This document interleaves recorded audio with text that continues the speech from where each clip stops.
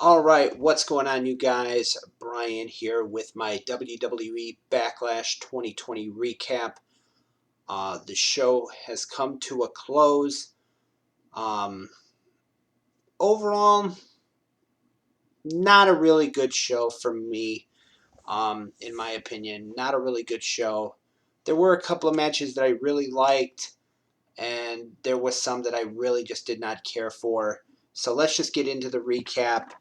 Of course, on the pre-show or the kickoff show, they had announced that the United States Championship would be decided as Andrade challenged Apollo Crews. Andrade earned this opportunity this past Monday night, winning a triple threat match. So a huge opportunity for Andrade to regain the U.S. title.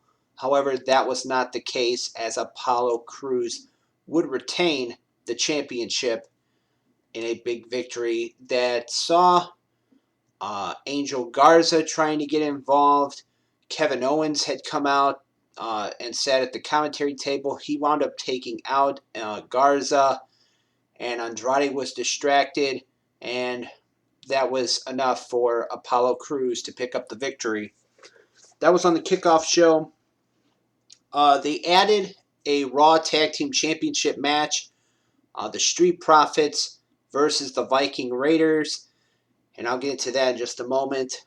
But the opening match of the main show was for the Women's Tag Team Championships. Sasha Banks and Bayley defending in a triple threat match against Alexa Bliss and Nikki Cross and the Iconics. And this was one I did not really care for very much because it seemed like it was a short match. Sasha and Bayley retained when they took advantage of a situation where I believe it was Alexa Bliss went for Twisted Bliss on, I believe it was Peyton Royce, and Sasha came in the ring, threw Alexa out, and pinned Alexa when she was trying to go for the pin on Peyton Royce, and so Sasha and Bayley are still your women's tag team champions, and now their attention turns to this. Sorry, guys. Now their attention turns to this Wednesday on NXT when they defend their titles against Tegan Knox and Shotzi Blackheart. So that was it for that one. That one I didn't really care for. Sheamus defeated Jeff Hardy. Was an okay match. I mean, Sheamus picked up the win with two bro kicks, one on the outside of the ring and then one on the inside.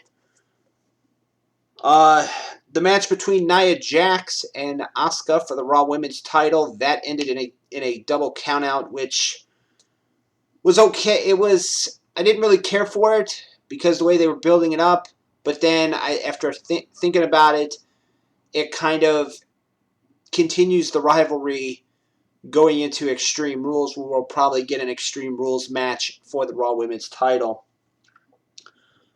Braun Strowman successfully defended the Universal Championship. This one was, I would say it wasn't all that great because it was like they made the ruling that if Miz or Morrison defeated pinned Strowman, then that person would be the sole Universal Champion, so there would be no co-Universal Champions. So that kind of took away from their strategy. But Braun Strowman won, retained his championship. If I remember correctly, I believe he pinned Morrison in the match with the running power slam. So that was it for that. We did not get no cash in from Otis, even though a little bit earlier on in the show, when Miz and Morrison found out about whoever got the pinfall would be the sole Universal Champion. Otis made a joke, or walked up and said that, well, it doesn't matter because if one of yous win it, I might cash in. So I don't know when they're gonna have him cash in, but it is what it is. Drew McIntyre and Bobby Lashley, I actually liked. until the end when because at the beginning of the match, Lashley attacked McIntyre and locked him in the full Nelson and was like, just had it locked in for a while. So the referee was like, when they finally got it broken, the referee was like, "Do you want to continue, Drew? Do you want to continue, Drew?" Drew said yes. Good match. Uh, like I said, until the end when Lana came out and it looked like Lashley was going to win, going to go for the win, but then Lana comes out. She confronts MVP. She gets on the ring apron, uh, and she winds up taking a bump off the apron, and that is enough for Drew McIntyre to hit the Claymore kick on Lashley and pins Lashley 1-2-3. So I think that these two should have had just a one-on-one match, just no managers, nobody at ringside, just having one-on-one match like they did in Impact Wrestling. I thought that match was good. That match was much better than this one, in my opinion. So uh, then we get to what was being built as the greatest wrestling match ever. It was a great wrestling match. Don't get me wrong. Was it the greatest? I don't know. It might be on some people, might be after tonight on some people's list, but as far as ranking greatest wrestling match ever, it's it. I'm not even going to make an opinion on that. I mean, it was great. Don't get me wrong. Between Edge and Randy Orton, um, Randy Orton picked up the win with a punt kick because he tried to use the RKO many times during the match, and that didn't keep Edge down. Edge tried to use the spear. That didn't keep Orton down. So finally, Orton's like, you know what? Forget it. I'm just going to use the punt.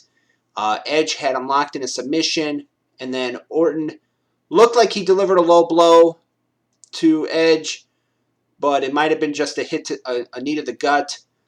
And then when Edge was down, that's when Orton struck and hit the punt and pinned Edge 1-2-3. During this match, I don't know if for anybody else, but it sounded like they dubbed in the fans. They had the late great Howard Finkel. They must have had like a playback of Howard Finkel announcing this match. So that I thought that was pretty cool for them to do that. But as far as being the greatest wrestling match ever, I thought it was great. I just didn't see it as the greatest wrestling match ever. So that's just my opinion. That was the main event. However, before that, it was supposed to be a Raw Tag Team title match between the Street Profits and the Viking Raiders. This one did not happen because they brawled backstage. Then they wound up in the parking lot. I think it was Eric that got thrown onto Strowman's car. Then they brawled more. There was a bowling ball, golf clubs, axe, a shield. Then they wound up getting the bowling ball wound up getting used by Ivar as he rolled it into what is it? I think it was Ford's private area. Then they wound up in one of the parking lots again. They wound up fighting ninjas. That was led by Akira Tozawa. They would end up climbing up on top of the production trucks. Then all four of them would end up in a dumpster, and they would hear a growling sound, and then all of a sudden you'd see this look to be like a snake or whatever it was going after them, or one of the legs or whatever went after them. and that was pretty much it for that segment. So, like I said, overall, was not a good show in my opinion. I thought the main event was great. I really liked the main event with Lashley and I really liked the WWE Championship match between Lashley and Drew McIntyre. However, they should have just had it one-on-one, no managers, nobody getting involved, and just letting them two go at it. But it is what it is. So yeah, that is pretty much my recap of what happened tonight at WWE Backlash. For those of you that watched Backlash tonight, let me know what you guys thought of it in the comments below. Did you guys think that Randy Orton versus Edge was the greatest wrestling match ever? So leave in the comments below. This has been my WWE Backlash 2020 recap. As always, I am Brian, and thank you for watching.